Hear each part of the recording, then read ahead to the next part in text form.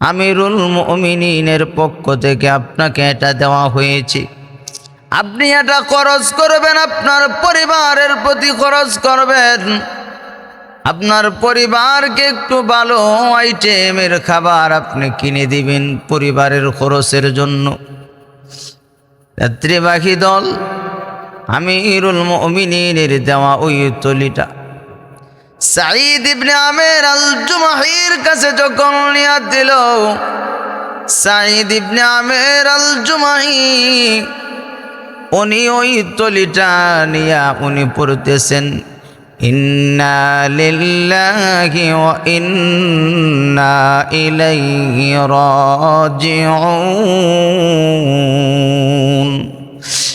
ভাইরা আমার, বন্ধুরা আমার, আমরা এমন শব্দ উচ্চারণ করি যখন আমরা বিপদের সম্মুখীন হই, তখন আমরা পড়ি। আমাদের এই দোয়া শিক্ষা দেওয়া হয়েছে, যখন মুসিবতে পড়বা, বিপদ আপদে পড়বা, তখন ইন্না লিল্লাহি ওয়া ইন্না ইলাইহি রাজিউন পড়ো। সাঈদ ইবনে আমের আল জুমাহি রাদিয়াল্লাহু তাআলা আনহু উনি ইন্না লিল্লাহি ওয়া ইন্না ইলাইহি রাজিউন এমন শব্দ উনি যখন বারবার উচ্চারণ করতেছেন, রাহমাতুল লিল আলামিনের একজন সাহাবী যেনার নাম হযরত সাঈদ ইবনে আমের আল জুমাহি, আল্লাহর নবীর সাহাবী হযরত সাঈদ ইবনে আমের আল জুমাহি, যিনি ছিলেন হিমস নগরীর গভর্নর। সেই সময়ে খোলাফায়ে রাশিদিনের দায়িত্বে ছিলেন আমিরুল মুমিনিন খলিফাতুল মুসলিমিন হযরত ওমর রাদিয়াল্লাহু তাআলা আনহু, যিনি সাঈদ ইবনে আমের আল জুমাহিকে হিমসের গভর্নর নিযুক্ত করে দিয়েছিলেন। ভাইরা আমার, বন্ধুরা আমার, হযরত সাঈদ ইবনে আমের আল জুমাহি রাদিয়াল্লাহু তাআলা আনহুকে যখন দায়িত্বভার দেওয়া হয়েছিল, দায়িত্ব পাওয়ার পর উনি এমনভাবে কান্নাকাটি করেছেন। আমাদের কাছে যদি এমন বড় একটা গভর্নরের দায়িত্ব আসে, আমাদের আনন্দে কেমন আনন্দ হবে এটা ভাষায় বোঝানো যাবে না। কিন্তু উনি একটা গভর্নরের দায়িত্ব পাওয়ার পর উনি কান্নাকাটি করতেছেন। আমিরুল মুমিনিন খলিফাতুল মুসলিমিন হযরত ওমর রাদিয়াল্লাহু তাআলা আনহু উনাকে নির্বাচিত করে দিয়েছেন। কেন? হযরত সাঈদ ইবনে আমের আল জুমাহি উনি এমন একজন মানুষ যার ভিতরে দুনিয়া বিলুপ ছিল না। আমাদের সমাজে, আমাদের দেশের যদি এমন গভর্নরের দায়িত্ব যদি পায়, তাহলে দেখবেন দুনিয়া কিভাবে কামানো যায়, দুনিয়া কিভাবে কামানো যায়, দুনিয়া কামানোর পিছে এমনভাবে লেগে যায়। একটা এত বড় দায়িত্ব পাওয়ার পর সাঈদ ইবনে আমের রাদিয়াল্লাহু তাআলা আনহু কান্নাকাটি করেছেন। কেন?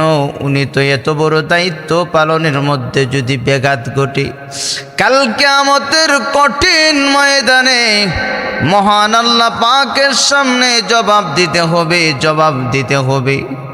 এত বড় দায়িত্ব পাওয়ার পর উনি কিন্তু খুশি না। আর আমরা যদি এত বড় দায়িত্ব যদি আমাদের কাছে আসে, তাহলে দেখবেন আমাদের সমাজের মধ্যে, আমাদের রাষ্ট্রের মধ্যে যারা এমন বড় বড় পদে, এমন বড় বড় দায়িত্বে আছেন, এদের দুনিয়াবি লোভ, দুনিয়াবি চাহিদা প্রচুর পরিমাণে। সাঈদ ইবনে আমের আল জুমাহি রাদিয়াল্লাহু তাআলা আনহু উনি এমন মানুষ ছিলেন, দুনিয়াবি লোভ ওনার ভিতরে ছিল না। একবার হিমস নগরী থেকে আমিরুল মুমিনিন খলিফাতুল মুসলিমিন হযরত ওমর রাদিয়াল্লাহু তাআলা আনহুর কাছে একদল মানুষ আসলো। একদল আসার পরে খলিফাতুল মুসলিমিন ওনাদের সঙ্গে সাক্ষাৎ করে ওনাদের সাথে মুসাফা করলেন, ওদেরকে আপ্যায়ন করালেন। খলিফাতুল মুসলিমিন আমিরুল মুমিনিন খলিফাতুল মুসলিমিন হযরত ওমর রাদিয়াল্লাহু তাআলা আনহু এদের যাওয়ার সময় বললেন, ও হিমস নগরীর মানুষেরা, তোমরা তোমাদের এলাকার হিমসের অভাব দরিদ্র অসহায় মানুষের একটা তালিকা আমাকে দাও। আমি আমার রাষ্ট্রীয় কোষাগার থেকে এদেরকে সাহায্য প্রদান করব। আমিরুল মুমিনিনের হুকুম পাওয়ার পর ওই হিমস নগরীর মানুষের একটা তালিকা করে দিল। হিমস নগরীর মানুষের একটা তালিকা আমিরুল মুমিনিনের কাছে যখন দিয়েছি, আমিরুল মুমিনিন খলিফাতুল মুসলিমিন হযরত ওমর রাদিয়াল্লাহু তাআলা আনহু ওই লিস্টটি উনি যখন পড়তেছেন, এক পর্যায়ে উনি একটা নাম যখন দেখলেন উনি থমকে গেলেন, উনি আশ্চর্য হয়ে গেলেন। আশ্চর্য হইয়া এদেরকে জিজ্ঞাসা করতেছেন নামটা ক্লিয়ারের জন্যে, ও হিমসের মানুষ, তোমরা আমাকে যেই লিস্টটি দিয়েছ, যেই তালিকা তোমরা আমাকে দিয়েছ, ওই তালিকার মধ্যে সাঈদ ইবনে আমের, ওই সাঈদ ইবনে আমের কোন সাঈদ ইবনে আমের তোমরা আমাকে বলো। এমনি হিমসের মানুষেরা বলে, ওগো আমিরুল মুমিনিন খলিফাতুল মুসলিমিন, উনি আর কেউ না, আর কেউ না, উনি আমাদের বর্তমান যিনি দেশের গভর্নর, আমাদের হিমস নগরীর গভর্নর যিনি, উনি সাঈদ ইবনে আমের আল জুমাহি রাদিয়াল্লাহু তাআলা আনহু। যেই মাত্র সাঈদ ইবনে আমের আল জুমাহির কথা বলেছেন, খলিফাতুল মুসলিমিন হযরত ওমর রাদিয়াল্লাহু তাআলা আনহু এমনি উনি আশ্চর্য হইয়া উনি চোখ বেয়ে পানি ছাড়তেছেন।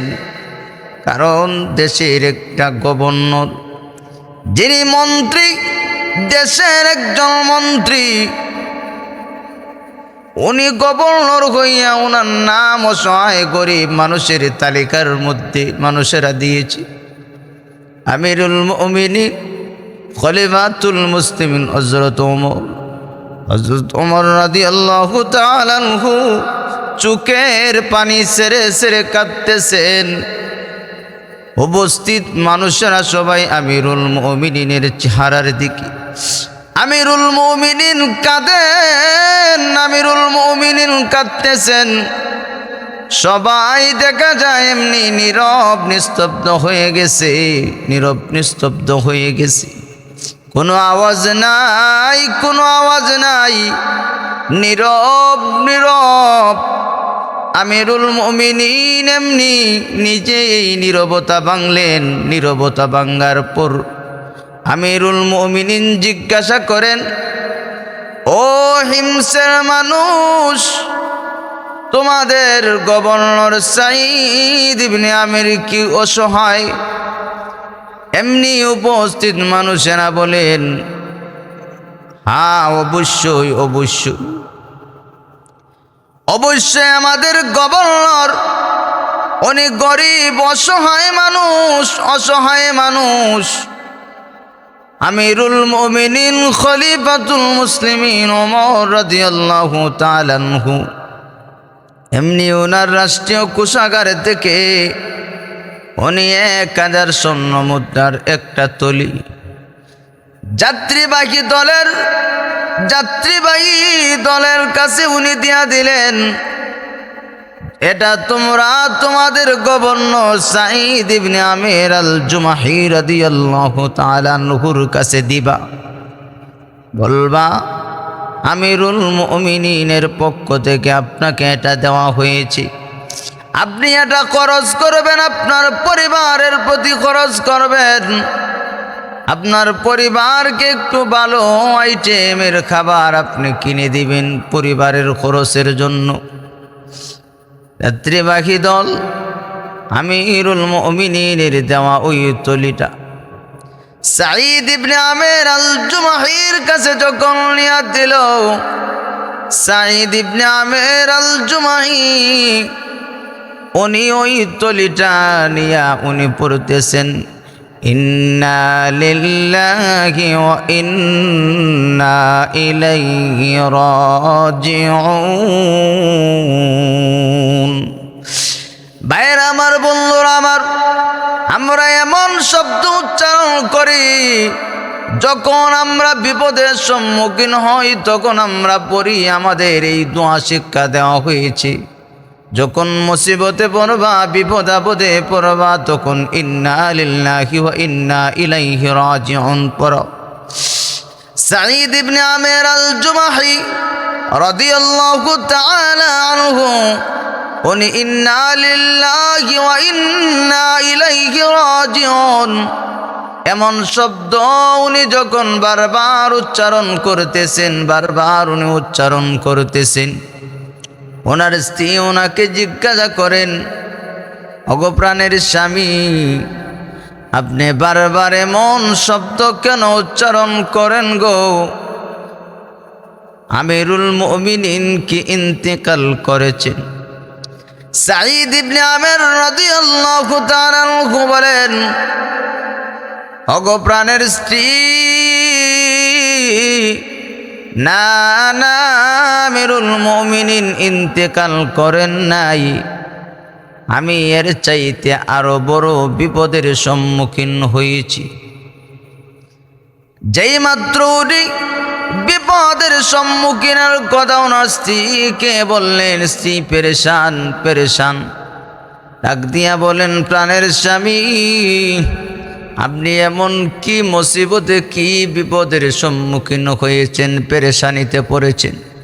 আপনি আমাকে খুলে বলুন, আমাকে খুলে বলুন। হয় আমিও আপনার এই কথা শোনার পর আমিও মনে শান্তি পাইতেছি না, আমি আর সহ্য করতে পারতেছি না গো স্বামী। আপনি খুলে বলুন, আপনি খুলে বলুন, আপনি কেমন বিপদের সম্মুখীন, আপনি কেন এত পেরেশানি হয়ে আপনি ইন্না লিল্লাহ এমন শব্দ আপনি বারবার পড়তেছেন? সাঈদ ইবনে আমের রাদিয়াল্লাহু তাআলা আনহু এমনি ডাক দিয়া বলেন, ও স্ত্রী, আমিরুল মুমিনিন খলিফাতুল মুসলিমিন হযরত ওমর রাদিয়াল্লাহু তাআলা আনহুর পক্ষ থেকে আমাকে কিছু স্বর্ণ মুদ্রা দেওয়া হয়েছে, কারণ তুমি তো জানো আমি দুনিয়ার প্রতি আকৃষ্ট না, আমি দুনিয়া চাই না, আমি দুনিয়া চাই না। আমিরুল মুমিনিনের সম্মানে আমি এই স্বর্ণ মুদ্রা ওনার কাছে ফেরত পাঠাবো না, কিন্তু তোমার কাছ থেকে তো আমি জানতে চাই এটা কি করা যায়, এটা কি করা যায়? স্ত্রী ডাক দিয়া বলেন, স্বামী, ওগো প্রাণের স্বামী, আপনি এই স্বর্ণ মুদ্রা গরিব অসহায়ের মাঝে আপনি বিলি করে দিন। ওগো প্রাণের স্বামী, এটা আপনি গরিব অসহায় মানুষদেরকে দিয়া দেন। যেই মাত্র উনি সাঈদ ইবনে আমের আল জুমাহি স্ত্রীর কাছ থেকে এমন কথা শুনলেন, স্ত্রীও ওনাকে এমন কথা বলার পর উনি এমন শান্তি, এমন খুশি হয়েছেন। কারণ যদি এত পয়সা পাওয়ার পর, 1000 স্বর্ণ মুদ্রা পাওয়ার পর যদি উনি স্ত্রীকে যদি না বলে এটা গরিব অসহায়ের মাঝে বিলিয়ে দেন, আর যদি স্ত্রী শুনে, স্ত্রী বলতে পারে, কারণ আমাদের অভাবের সংসার, এত স্বর্ণ মুদ্রা আসলো আমাদের পরিবারের খরচের জন্যে, আমার স্বামী এটা আমাদেরকে না দিয়া গরিবদেরকে দিয়া দিছে। আমরা নিজেরাই অসহায়, আমরা নিজেরাই অসহায়ত্বের মধ্যে দিন রাত গুজরান করি। আমিরুল মুমিনিনের ওই দেওয়া তলির 1000 স্বর্ণ মুদ্রা উনি রাখলেন না, গরিব অসহায়ের মাঝে বিলিয়ে দেওয়ার জন্য ওনার স্ত্রী পরামর্শ দিয়েছেন।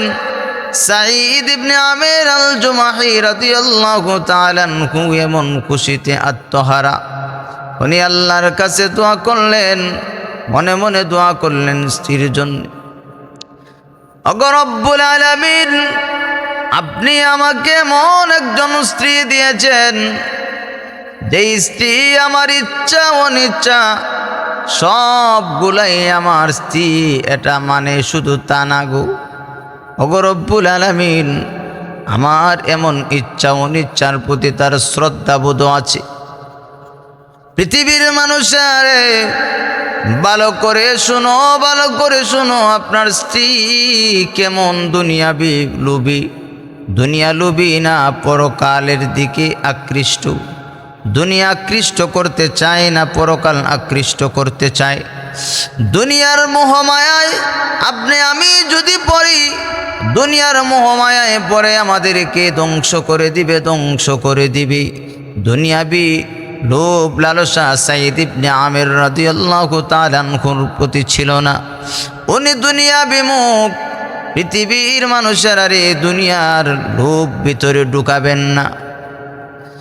दुनिया में हो दुनिया का तलबगार नहीं हो, दुनिया में हो दुनिया का तलबगार नहीं हो, बाजार से गुजरा हो खरीदार नहीं हो, बाजार से गुजरा हो खरीदार नहीं हो। আল্লাহু আকবার, আরো জোরে আওয়াজ দিয়ে বলেন আল্লাহু আকবার। ভাইরা আমার, বন্ধুরা আমার, এই পৃথিবীর জমিনে আপনি থাকবেন, এই পৃথিবীর জমিনকে আপনি ব্যবহার করতেছেন, এই দুনিয়াবে আপনি দুনিয়ার মধ্যে চলতেছেন, আপনি দুনিয়ার মোহ মায়া নিয়ে আপনি জিন্দেগি পরিচালনা করবেন না। এই দুনিয়ার মধ্যে থাকতেছেন, দুনিয়ার মধ্যে চলতেছেন, আপনি হিসাব করবেন আমি পরকালে যেতে হবে, পরকালে আমি যেতে হবে। এই দুনিয়ায় চলবেন, দুনিয়ায় থাকবেন, দুনিয়ার প্রতি আকৃষ্ট হবেন না। দুনিয়ার মোহ মায়া আপনি আমাদের ভিতরে ঢুকানো যাবে না, কারণ দুনিয়ার মোহ মায়া যদি অন্তরে ঢুকে যায় তাহলে আপনি আমার জীবন বরবাদ করিয়া দিবে। এজন্য ভাইয়েরা আমার, বন্ধুরা আমার, হিমস নগরীর গভর্নর যিনি হযরত সাঈদ ইবনে আমির আল জুমাহি রাদিয়াল্লাহু তাআলা আনহু, উনি 1000 স্বর্ণ মুদ্রা এত অভাবের সময় পাওয়ার পরও উনি কিন্তু রাখলেন না, বিলিয়ে দিয়েছেন। সাঈদ ইবনে আমির রাদিয়াল্লাহু তাআলা আনহু উনি দুনিয়া বিমুখ মানুষ। এত পয়সা পাওয়ার পর উনি ফেরত দিয়েছেন, কারণ দুনিয়ার লোভ ভিতরে নাই, দুনিয়ার লোভ ভিতরে নাই। কিন্তু আমাদের সমাজে, আমাদের রাষ্ট্রের এমপি মন্ত্রীরা কেমন লোভী মানুষ, কেমন লোভী মানুষ। আমাদের দেশের, আমাদের রাষ্ট্রের যত বড় বড় দায়িত্বে যারা আছেন তারা সবচেয়ে বড় সম্পদশালী। তারা যেই মাত্র একজন এমপি হইতে দেরি, টাকার পাহাড় গড়তে দেরি হয় না, বলেন ঠিক কিনা? ও ভাইরা বন্ধুরা, হযরত সাঈদ ইবনে আমির রাদিয়াল্লাহু তাআলা উনি হিমস নগরীর গভর্নর হওয়ার পরও উনি সাদা সিধা জিন্দেগি পরিচালনা করেছেন। দুনিয়ার প্রতি আকৃষ্ট হন নাই, দুনিয়ার মোহমায়া ভিতরে ঢুকান নাই। 1000 স্বর্ণ মুদ্রা আমিরুল মুমিনিনের পক্ষ থেকে পাওয়ার পরও উনি এটা রাখলেন না, কারণ দুনিয়ার মোহমায়া ভিতরে ঢুকে যেতে পারে এমন বইয়ের কারণে 1000 স্বর্ণ মুদ্রা গরিব অসহায়দের মাঝে বিলিয়ে দিয়েছেন। বলেন সুবহানাল্লাহ। এই ঘটনার কিছুদিন পর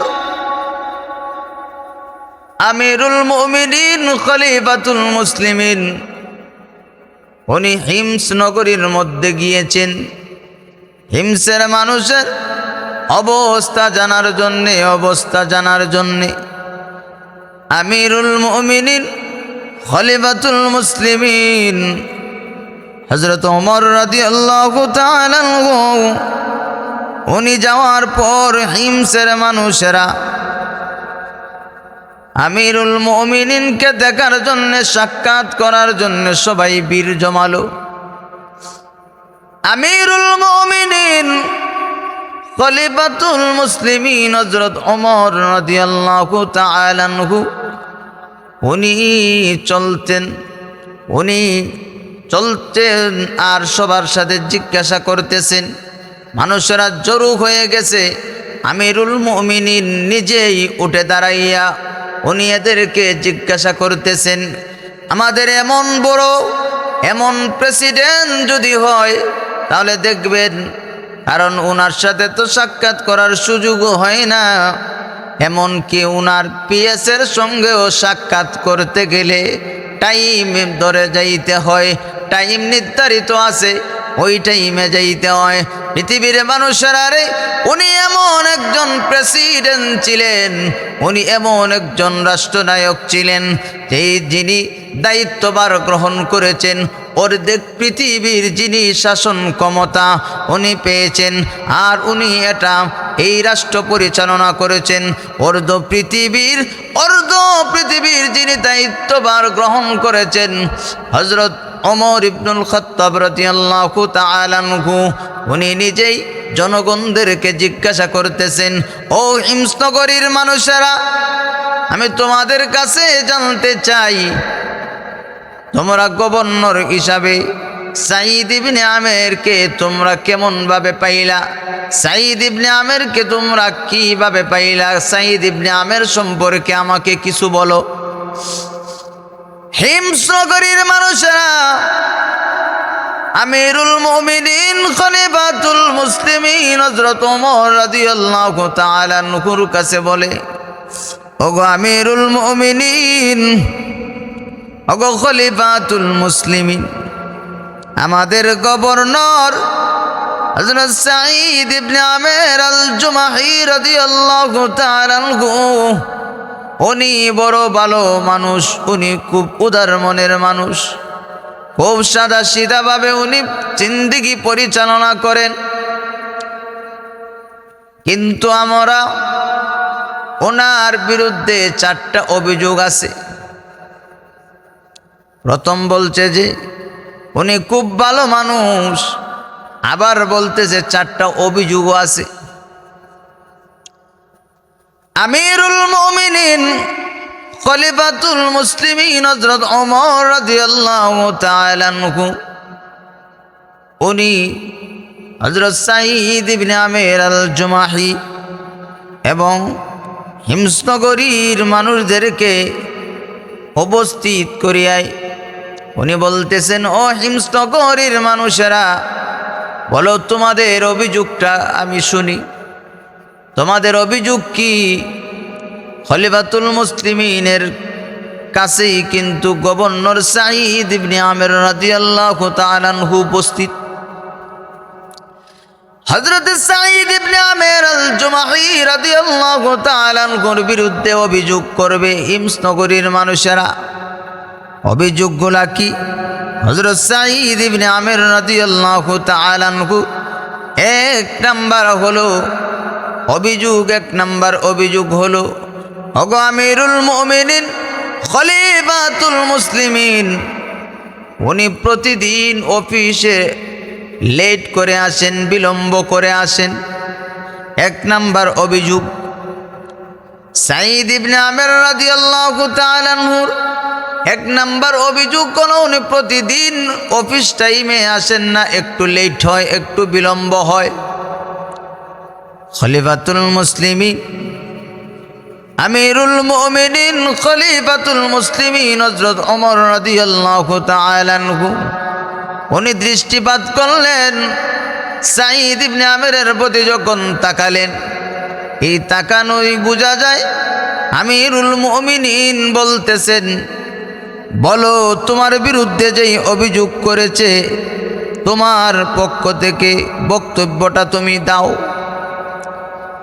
হযরত সাঈদ ইবনে আমের আল জুমাহি রাদিয়াল্লাহু তাআলা আনহু উনি বসার থেকে উঠে দাঁড়ালেন।